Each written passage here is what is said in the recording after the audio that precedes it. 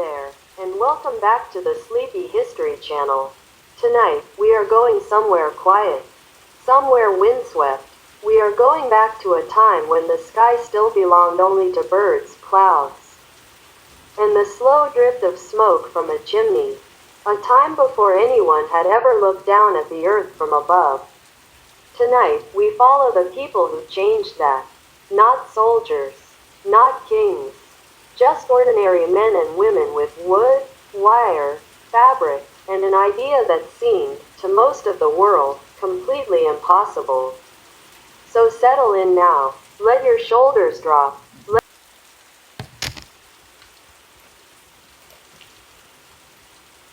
Here is something quietly remarkable. Before a human climbed into a balloon basket, a sheep did. So did a duck. So did a rooster. It sounds almost like the opening of a children's story. But it was a serious and careful experiment. Each animal was chosen for a reason. The sheep because it might respond to height the way a human body would. The duck because it already lived partly in water and partly in air, giving scientists something to compare. The rooster because it rarely flew very high on its own, which made it useful for understanding what altitude might do to a living creature. The balloon rose in front of a royal audience. Hearts must have been pounding on the ground. And then, slowly, it descended. All three animals were alive. That quiet, almost comic moment mattered enormously. It told the people watching that rising into the sky did not instantly destroy a living body. It opened a door, just slightly, toward the idea that maybe, just maybe, a human could follow. There is something very human about that caution. Not reckless bravery, but careful curiosity. Sending something small and trusted before risking everything yourself. When Benjamin Franklin watched a balloon rise into the French sky, he did not laugh it off as a clever trick. Many people around him did exactly that. To them, balloons could not be steered. They had no clear purpose beyond spectacle. What good was rising into the air if you could not choose where you landed? But Franklin looked at the balloon and saw further than the moment in front of him. He understood something that would echo through every chapter of aviation history that followed. A new invention rarely arrives looking finished. It arrives looking clumsy, looking impractical, looking like a toy, and only later, sometimes decades later, does the world understand what it was actually looking at.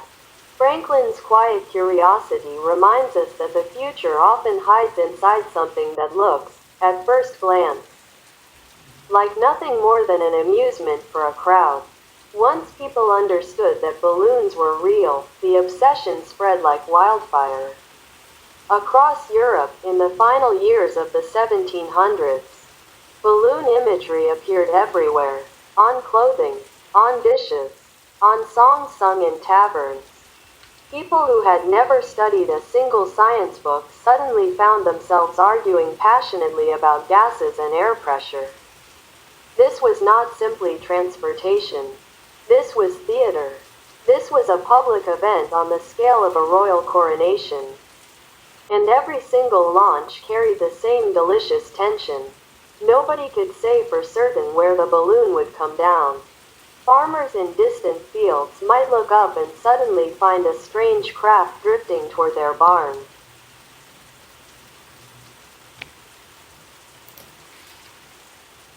Here is the strange truth about those early balloons. Once you were airborne, you were, in a very real sense, no longer in control. You could rise. You could descend by managing heat or gas. But the wind decided everything else. Direction was not a choice. It was a gift, or sometimes a curse, handed down by whichever way the air happened to be moving that day. This made every single flight an adventure with an uncertain ending. A pilot might plan to land in one town and instead find themselves drifting toward a forest, a lake, or a startled farmer's field 3 towns away. Ground crews would follow on horseback or by carriage, squinting up at the sky, trying to guess where their balloon might finally choose to rest. This lack of control is precisely what pushed human imagination forward. Floating was thrilling, but floating without direction was not enough. The dream needed a steering wheel. The dream needed an engine. That dream would take more than a century to fully arrive. As balloon technology grew more ambitious, a new gas entered the story. Hydrogen. It was far lighter than ordinary air, which meant balloons filled with it no longer needed a constant flame burning beneath them. Flights could last longer. Climbs could go higher. But hydrogen carried a hidden danger inside its lightness. It burned easily. A single spark, an accident no one could predict, could turn an elegant floating craft into a catastrophe within seconds. Early aeronauts did not fully understand the chemistry involved. They understood something simpler: caution. This is one of aviation's oldest and most repeated lessons. Every leap forward, every gain in height or speed or distance, seemed to come bundled with a brand new danger that had to be learned the hard way. Long before airplanes existed, inventors were already asking a darker, more practical question. If something goes wrong up there, how does a person come back down safely? Balloons gave them the perfect laboratory. A person could rise high into open air and then attempt to descend slowly beneath a large canopy of fabric, trusting nothing but air resistance to keep them alive. Crowds below would hold their breath as the parachute opened. Early designs were bulky, strange looking, nothing like the compact emergency packs we imagine today. But the principle worked. Falling no longer had to mean helplessness. This experiment quietly separated two enormous problems that flight would have to solve forever. Getting into the sky was one challenge. Surviving the return was an entirely different one.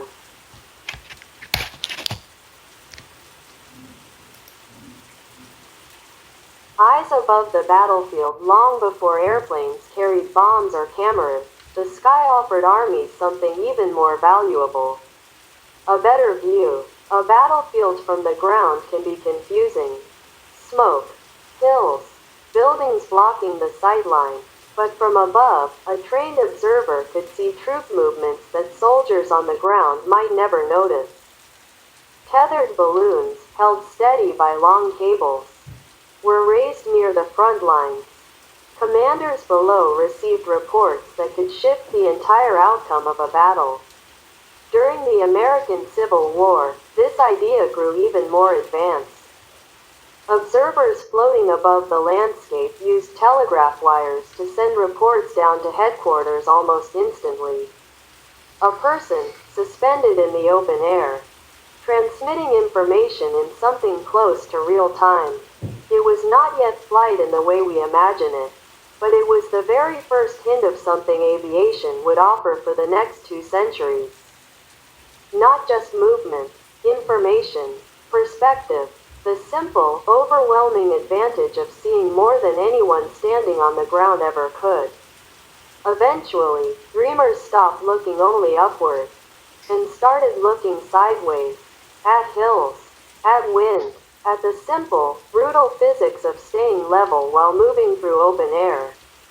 Gliders taught the earliest inventors something balloons never could. A wing is not a passive shelf sitting quietly in the sky. It reacts. It tilts. It responds to every small gust, every slight shift of a pilot's weight. A person might launch from a hillside, running hard into the wind until the wing finally caught enough air to lift their full weight. The moment was always delicate, too slow, and the craft would simply stumble back to earth. Too steep an angle, and the nose could drop with frightening speed. These short, often painful glides became flying laboratories. Bruises, broken wood, torn fabric. Each failure quietly taught engineers something that no diagram or theory ever could. Before an engine could be trusted with a human life, a human first had to learn how to listen to a wing. One name belongs at the very center of this chapter in history. Otto Lilienthal did not simply imagine flight from the comfort of a desk. He climbed hills, again and again. He strapped himself into gliders built by his own hands, and he launched his body into open air thousands of separate times. This mattered more than people often realize. Many earlier flying ideas existed only on paper. Lilienthal turned the entire subject into lived experience. He studied curved wings carefully. He measured lift with real numbers. And critically, he shifted his own body beneath the glider's frame to control its movement through the sky, almost exactly the way a modern hang glider pilot still does today.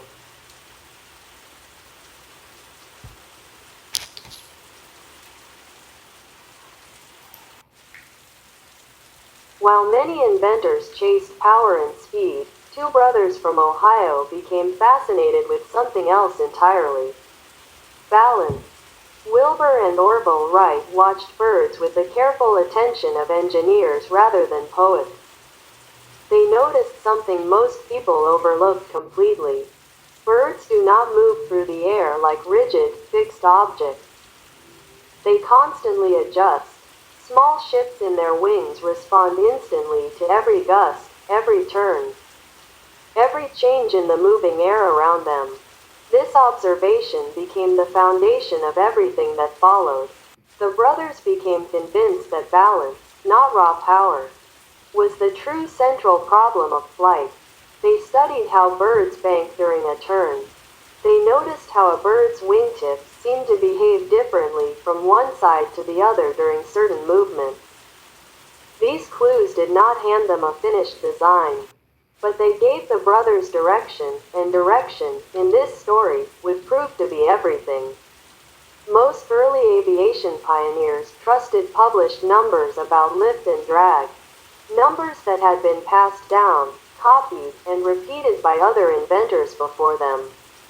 The Wright brothers chose not to trust them blindly.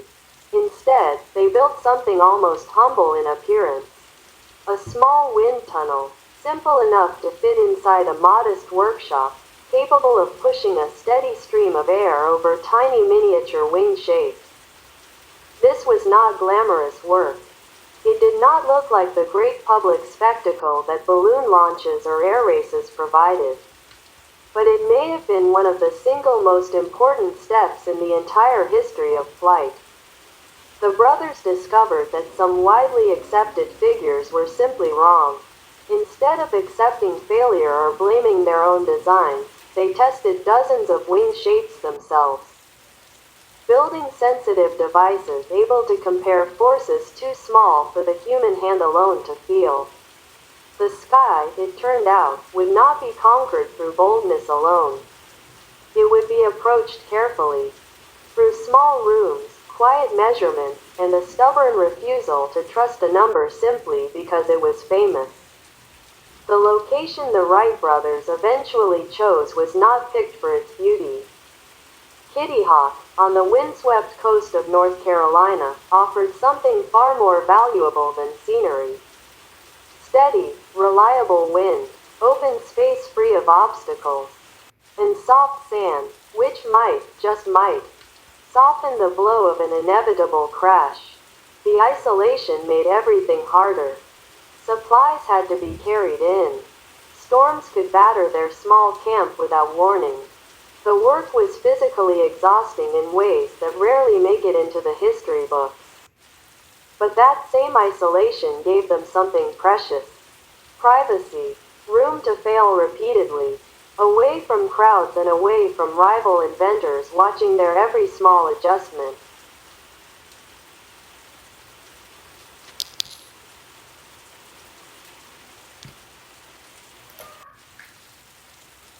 The machine moved forward along its rail. It lifted into the cold morning air. It wavered. It pushed forward. And then it landed again. The entire flight lasted only 12 seconds. To modern eyes, That number sounds almost laughably small. But within those 12 seconds lived something enormous.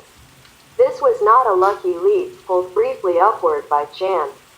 The way some earlier glider attempts had been. This was sustained, powered, controlled. The engine drove the propellers. The machine carried itself through open air, guided by a pilot who had little time to celebrate because he was working every single instant just to keep the fragile craft level. History sometimes arrives with thunder and fanfare.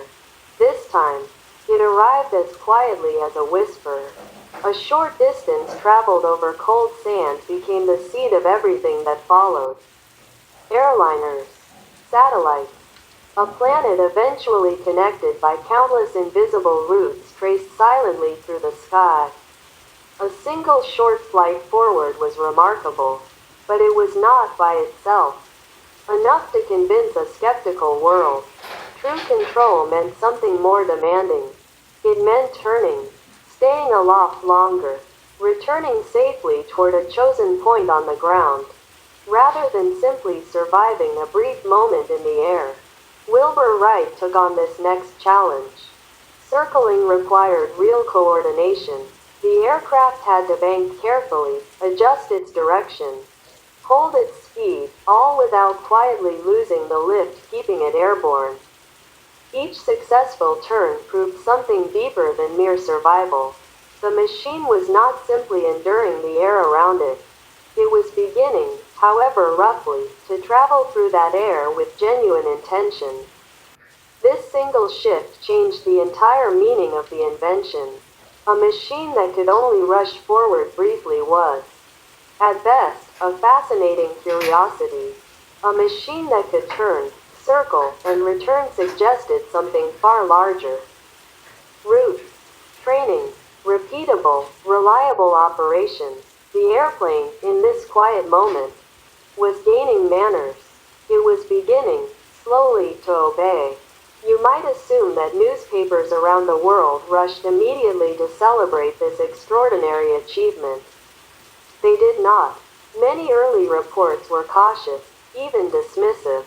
Editors had grown weary of exaggerated claims about flying machines made by overly confident inventors in the years before. Some simply failed to grasp the crucial technical difference between true, sustained, controlled flight and the brief, lucky hops other experimenters had managed. There was no instant video to share. No way for a single moment to be witnessed by millions at once. A handful of photographs and a small group of witnesses were simply not enough to convince every skeptical newsroom that human history had genuinely shifted.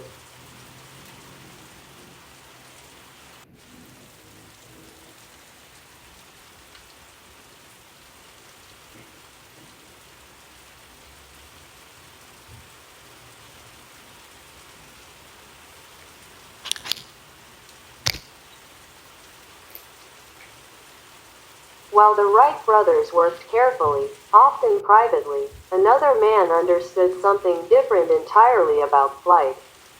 He understood the quiet power of being seen. Alberto Santos Dumont built his early fame through dramatic, very public demonstrations across Paris, a city that already deeply loved both spectacle and engineering in equal measure. His aircraft, known as the 14 bis, looked strange by later standards. A boxy structure with an unusual forward elevator. But to the crowds gathered below, beauty was never really the point. What mattered was simple. It moved under its own power, in full public view, where anyone could watch and judge for themselves. Santos Dumont embodied a different kind of pioneer entirely. Not only a mechanic working quietly in a workshop, a public figure who made the very idea of flight feel fashionable, immediate, and thrillingly urban. Instead of a distant experiment happening on some isolated beach far away, aviation suddenly became something that could happen near a Parisian boulevard, surrounded by cheering spectators. His flight earned official recognition under the rules of the time, making it especially celebrated among observers eager for undeniable proof. The sky, it seemed, was no longer reserved only for balloons. The English Channel was never simply a stretch of water.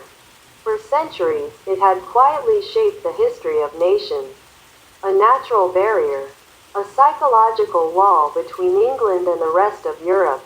Louis Blériot decided to challenge that ancient boundary in a small, fragile monoplane offering very little room for error. His engine inspired no particular confidence. His pilot's seat sat almost completely exposed to the open elements.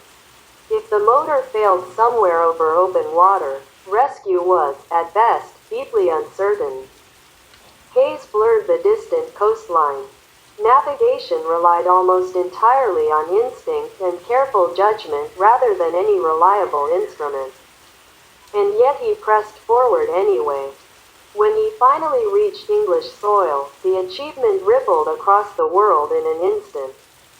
An aircraft had crossed a natural frontier that had quietly shaped European history for centuries. All without needing a single ship. The world, in that single moment, suddenly felt noticeably smaller. For hundreds of years, the sea had protected Britain in ways that felt almost permanent. Ships could be carefully watched. Enemy fleets could be challenged, blocked, or turned away long before reaching the coastline. But Blériot's small aircraft arrived carrying no weapons and no soldiers at all. And yet, somehow, it still carried an unmistakable message.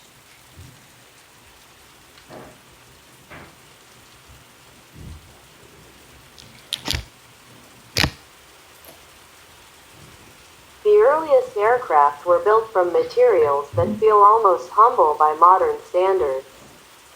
Spruce, linen, cotton, thin lengths of wire, glue, these materials were chosen carefully. Not because they were impressive, but because they were light, workable, and deeply familiar to skilled craftsmen of the era. A talented builder could shape a wooden spar, repair a damaged rib, or carefully stretch fabric tightly over a frame using nothing more than simple hand tools. The resulting aircraft looked delicate because, quite honestly, they were delicate. And yet they could still be remarkably capable when properly designed and carefully maintained. Maintenance, in this era, was a constant and unending task. Weather, vibration, and the inevitable rough landing all slowly took their toll on these fragile wooden frames. Pilots and their mechanics often knew every single joint, every cable, every weak point intimately. The first true age of aviation was not born inside gleaming aluminum factories. It was carved, stitched, tightened, and patiently tested entirely by hand.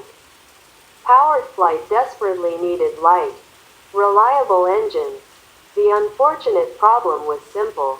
A dedicated aircraft engine industry did not yet exist anywhere in the world. Inventors were forced to adapt whatever they could reasonably find. Automobile and motorcycle engines offered an obvious starting point, but they brought along their own serious problems. A typical road engine was often far too heavy for the modest power it actually produced. Cooling systems designed for ground vehicles frequently struggled badly once placed inside the demanding environment of open air. Persistent vibration could shake apart delicate aircraft structures never designed to handle that kind of stress. This early dependence on borrowed ground technology reveals something quietly important. Aviation did not simply appear from nowhere, fully formed and ready to fly. It climbed upward, quite literally, by raiding and reshaping inventions that were already rolling steadily along the roads below.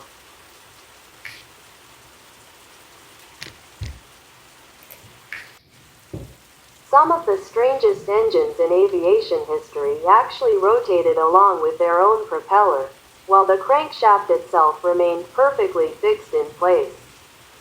This unusual rotary design offered genuine advantages. The constant spinning motion helped cool the engine's cylinders efficiently as they moved rapidly through the surrounding air. It also provided a genuinely useful power-to-weight ratio during an era when every single pound mattered enormously. But the strange motion created equally strange side effects. The spinning mass produced powerful gyroscopic forces that could noticeably influence how the entire aircraft turned through the sky. Pilots had to carefully learn the unique personality of these unusual engines, especially while attempting sharp or sudden maneuvers. The engines also sprayed fine mists of lubricating oil, often castor oil, which could easily drift backward into the open cockpit and directly onto the pilot themselves. To modern ears, the very idea of an entire engine spinning wildly at the front of an aircraft sounds almost absurd. But for a brief, important period in aviation's early history, rotary engines were a genuinely practical answer to flight's most urgent and pressing needs. Chapter 24, A Strange and Human Detail, 3 minutes. Here is a small, deeply human detail that rarely appears in polished history books. Because rotary engines commonly used castor oil for lubrication, much of it did not stay neatly contained inside the machinery where it belonged. It could spray backward into the open slipstream, drifting directly toward the unprotected pilot. In an open cockpit aircraft, this often meant aviators were forced to inhale its fumes, and sometimes even swallow small traces during a long flight. The unfortunate effect was deeply unpleasant, since castor oil also happens to be a remarkably effective natural laxative. This strange, slightly uncomfortable detail captures the true physical reality of early aviation far better than any polished, romantic photograph ever could. These pilots were not simply heroic figures striking confident poses beside gleaming machines. They were cold, battered relentlessly by wind, deafened by constant engine noise, and sometimes, quite literally, coated in oil from head to toe.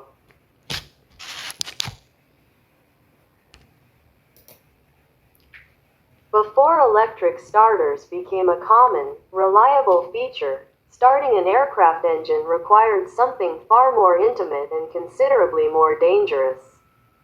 A mechanic had to stand directly in front of the spinning machine, reach out, and physically pull the wooden propeller through by hand to get the engine running.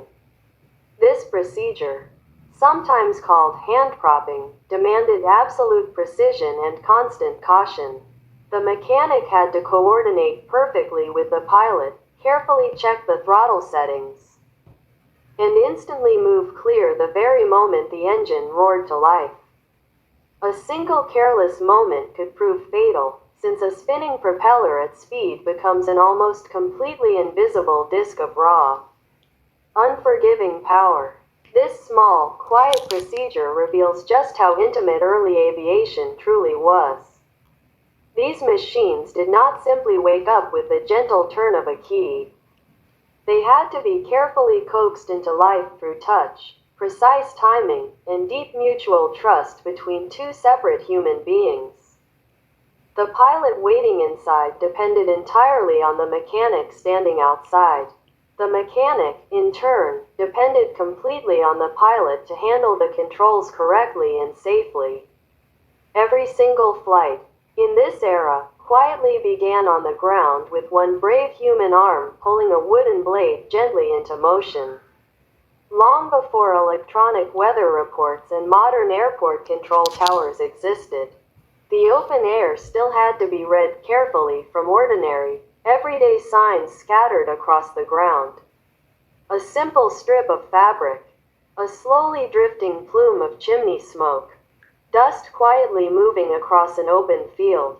Each of these small signs could quietly tell an observant aviator which direction the invisible wind was currently flowing.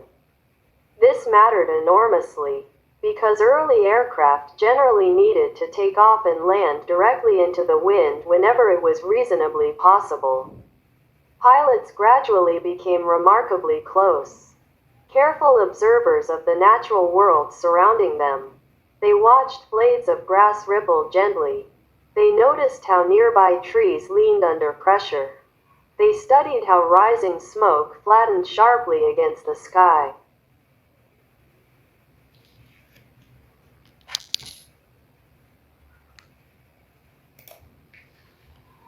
And so we come gently back down now, from this first great age of flight. Tonight, we followed humanity as it slowly learned that the sky was never truly unreachable after all.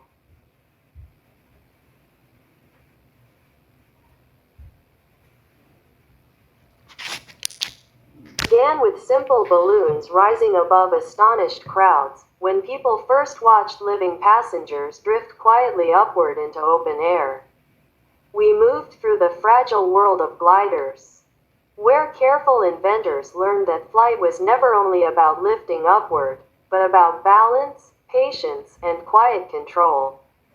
We watched the earliest fragile airplanes tremble nervously across open fields. We saw simple wood, fabric, thin wire, and noisy engines slowly become something genuinely capable of crossing open water, carrying mail, racing for trophies, and quietly changing the entire shape of the modern world. We met brave pilots who flew without any radio, who carefully followed winding rivers and steel railways, who trusted simple smoke and fabric flags, and who slowly learned genuine courage inside machines that still felt remarkably new to the patient earth below them. We also remembered the determined pioneers who made aviation considerably wider than anyone ever originally expected. Women bravely crossed barriers, both high in the open air and firmly on the ground below. Engineers patiently turned rough, early ideas into noticeably stronger wings. Simple airfields slowly became proper airports. Dangerous stunts steadily became genuine, valuable skills. The sky itself became a place of honest work, exciting travel, real danger, and lasting wonder. And now, after all of this gentle motion, you can finally let the entire story quietly settle. There is truly nothing more you need to follow tonight. Let the distant engines slowly fade within your imagination. Let the old, dusty runways grow still and quiet. Let those distant wings pass softly into the gathering night.